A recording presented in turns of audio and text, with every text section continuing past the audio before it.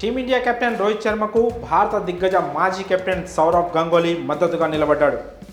One day world cup 2023 ఫైనల్లో team India ఓటమి పాలైన తర్వాత ఆస్ట్రేలియాతో జరిగిన టీ20 సిరీస్కు దూరంగా ఉన్న రోహిత్ శర్మ ఇక టీ20 ఫార్మాట్కు పూర్తిగా దూరం అవుతాడని, అతని స్థానంలో టీమిండియాకు కొత్త టీ20 కెప్టెన్గా హార్దిక్ పాండ్యాను పర్మనెంట్ చేస్తారనే ప్రచారం కూడా సాగింది.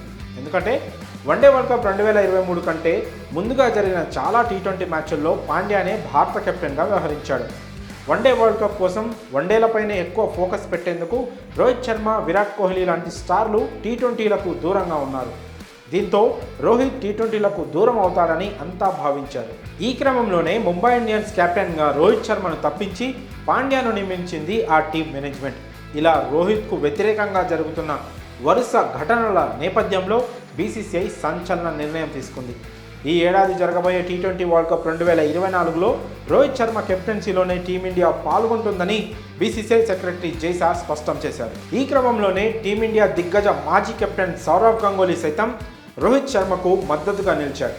టీ20 వరల్డ్ కప్ 2024కు కెప్టెన్గా రోహిత్ శర్మ ఎంపిక సరైందని దాదా పేర్కొన్నాడు.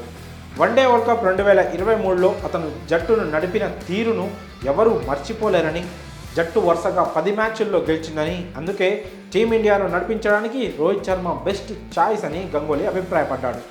5 సార్లు ముంబైని ఛాంపియన్గా నిలిపిన తర్వాత కూడా జట్టు కెప్టెన్సీ నుంచి తనను తప్పించడంపై రోహిత్ అసంతృప్తిగానే ఉన్నాడు. ఆ విషయంపై రోహిత్ స్పందించకపోయినా అతని భార్య రితికా మాత్రం రోహిత్ను కెప్టెన్సీ నుంచి తప్పించడంపై రియాక్ట్ అయింది.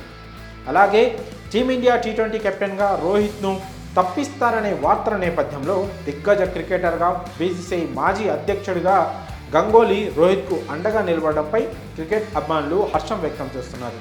మరి దాదా అంత తోడు రోహిత్కు అండగా నిలబడడంపై మీ అభిప్రాయాలను కామెంట్స్ రూపంలో తెలియజేయండి.